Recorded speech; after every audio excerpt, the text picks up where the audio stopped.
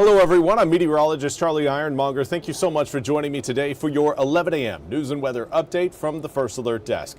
Now we've got some good news in Craven County where Dr. Matthew Cheeseman is going to be sworn in as superintendent today. Dr. Cheeseman is being sworn in during an education board meeting coming up later on today. Now, Cheeseman was previously the school superintendent in Beaufort County before making the move to Craven County. Dr. Wendy Miller announced in March her retirement after serving almost 4 years in Craven County. Now, Cheeseman began his job in Beaufort County in January of 2019. Before that, he was the superintendent in Perquimans County. He will start his new job on February 1st at a salary of $235,000 a year. Congratulations to Dr. Cheeseman. And now we also need to highlight the fallout from the criminal investigation into Federal Reserve Chair Jerome Powell. NBC's Garrett Hake has more from the White House. President Trump facing growing backlash from some members of his own party over the DOJ's criminal inquiry targeting Federal Reserve Chair Jerome Powell, in what Powell calls an effort to pressure him to meet the president's demands to cut interest rates. Key Senate Republicans speaking out against the investigation. I know Chairman Powell very well. I will be stunned. I will be shocked if he has done anything wrong.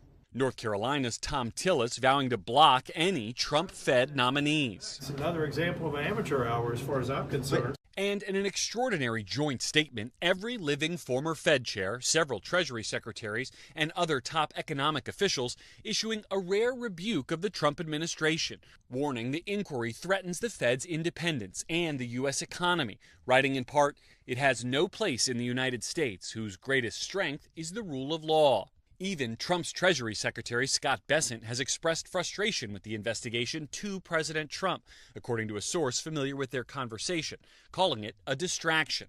House Speaker Mike Johnson backing the administration. No, the Justice Department is not being weaponized. The White House denies the president sought an investigation of Powell. No. As for whether or not Jerome Powell is a criminal, that's an answer the Department of Justice is going to have to find out. Powell says the Federal Reserve was issued grand jury subpoenas last week, tied to his Senate testimony last June about the Fed's multi-billion-dollar renovation of its D.C. headquarters. The president has repeatedly blasted Powell over the project, which does not draw on taxpayer dollars. I'd love to fire his ass. He should be fired. Guy's grossly incompetent. And he should be sued. The U.S. Attorney for D.C., Jeanine Pirro, writing on social media, her office contacted the Fed to discuss cost overruns and his testimony, but, quote, were ignored, necessitating the use of legal process, which is not a threat.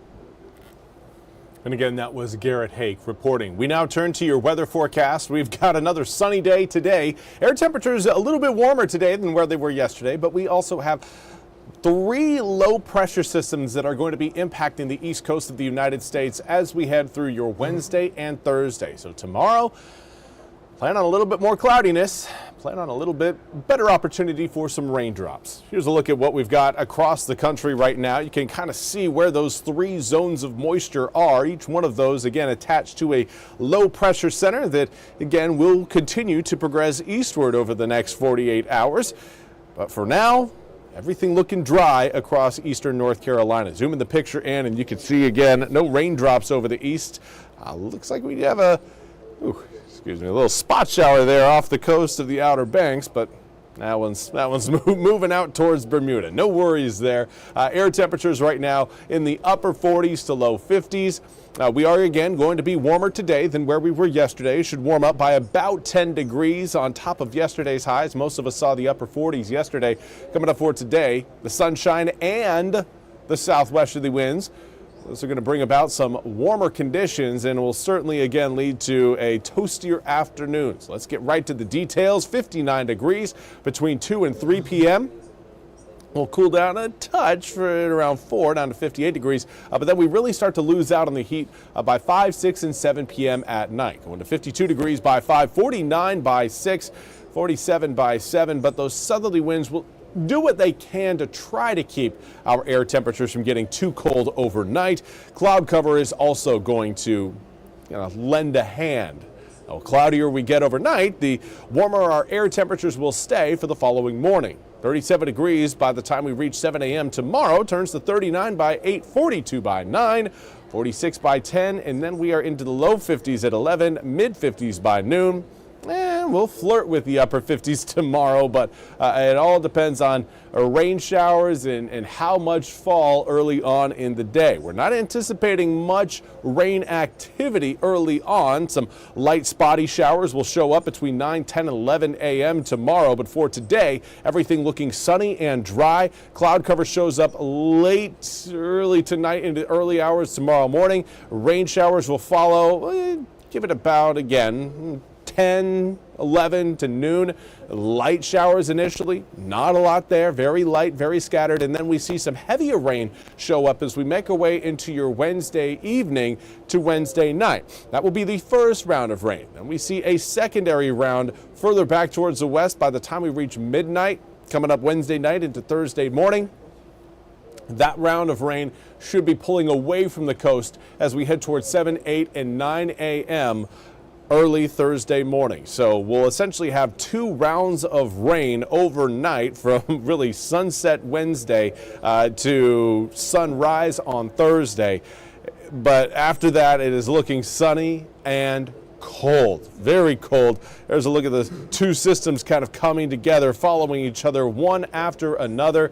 One cold front rolls through, followed by a secondary cold front, and then it is high pressure, keeping us sunny, but keeping that north to northwesterly wind flow intact and really bringing air temperatures down for your Thursday and Friday. Let's take a look at the numbers here, and we'll go from the upper 50s coming up for today and tomorrow into the low 40s for Thursday and Friday. But it's your overnight lows that should also grab your attention, not just your daytime highs. I know you'd argue that, okay, well, I'm asleep and I'm inside when those lows are that cold, so it doesn't really impact me all that much until I go outside in the morning. Well, yes, but it also keeps us cooler through the day if we start out with a colder morning low. So seeing 20 degrees Thursday night into Friday morning means that Friday you're probably going to want to have a jacket throughout the day despite the sunshine. It is going to be a cold one. Obviously Thursday as well. We'll warm up into the mid 50s again on Saturday, only to see air temperatures come right on back down into the 40s after a cold front moves through and gives us another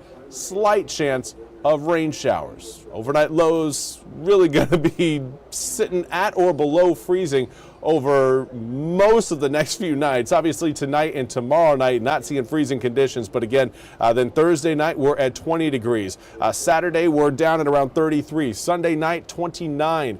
Martin Luther King Jr. Day night 22 degrees. So there is certainly going to be some chill, quite a bit different than the forecast we got to enjoy last week that had air temperatures into the 60s and 70s through most of the afternoons last week. So again, January has come calling, it is back, and it will stick with us all the way through this week and into next week as well.